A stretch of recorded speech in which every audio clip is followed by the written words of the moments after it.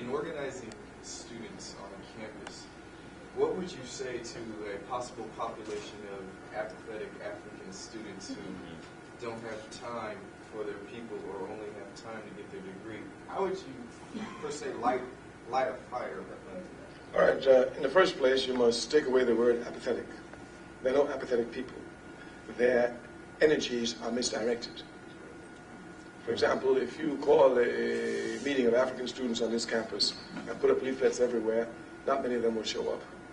But if you have a dance on Friday night and don't tell nobody, everybody comes. So their energies are not apathetic, it's just the energies are misdirected. In every aspect now to quality of life, you have brothers and sisters on this campus, I'm sure, who, while being members of fraternities and sororities, are also Christians. And I'm willing to bet you they know more of the history of their fraternities and sororities than they do of Christianity. Yes, it's a fact. You know, it just shows you. Even today, Christians in this country know more about the life of O.J. than they do of J.C., peace be upon his name. So you must understand that it is not the student that is apathetic. The student's energy is misdirected. Your job is to redirect the energies to the forces that affect their lives. So once you take this, you've made the fight an objective fight. That is, you understand the forces which you're up against.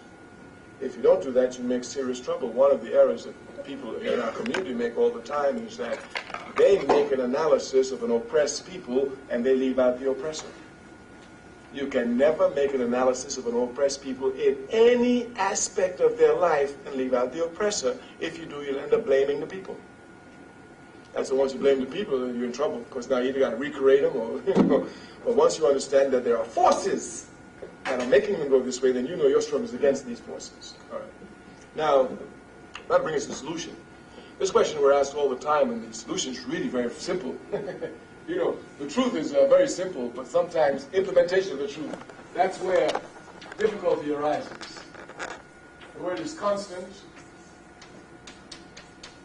political education. Constant. I mean, like they are. You know, whether you want to know something about the O.J. trial or not, you're going to know something about it in this country today. Whether you want to or not. Now, I don't care about it, really. You know, what do you do about it? He ain't never did nothing for us. Why care about it? Well, he might go to they might lynch him. Well, they've lynched better Africans than that unjust system. You know, so really, that's not my problem. But you cannot get around it. Because they're constant, constant, constant. The example we give all the time is clear. Every child in this country over 8 years old knows about Coca-Cola. Yet Coca-Cola doesn't stop putting up signs or whistling jingles. So we must be as enthusiastic about winning our people over the struggle as Coca-Cola is about selling Cokes. Theirs is constant. You can't hardly turn without hearing, buy a Coke, get a Coke, get Coke, get Coke, get Coke. I mean, it's just a fact. It's just a fact. As a matter of fact, they can bring it to your bedroom. That's what they do.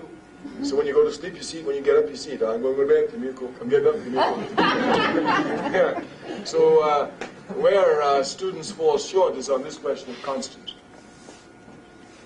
If you get about 3 or 4 brothers and sisters who are serious, you know, and you know where we hang out, which area of the cafeteria we hang out, you know, and you just get one little cards like these, little Xerox paper, you know. What you doing for your people?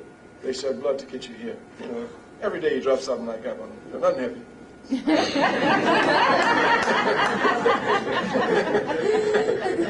I mean, just some light stuff, you know.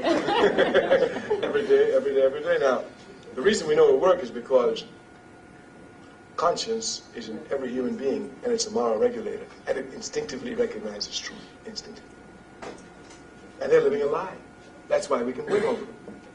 Capitalism's weakest point is the lies it tells. Our strongest point is the truth we tell. But I don't think people recognize that.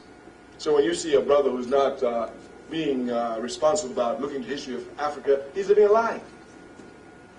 The lie is that he's living the history that doesn't belong to him. It's not his history.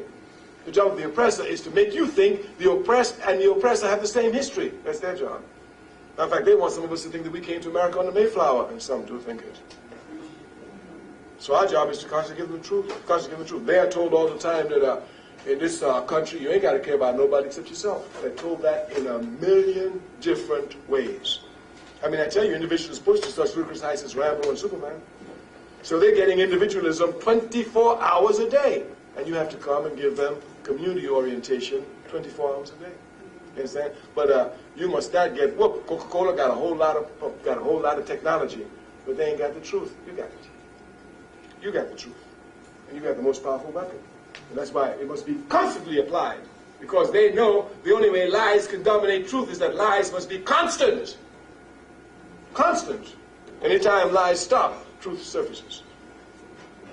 So in their approach of constant lies to propagandize our people, we must take the approach of constant truth to propagandize our people. But we must be constant.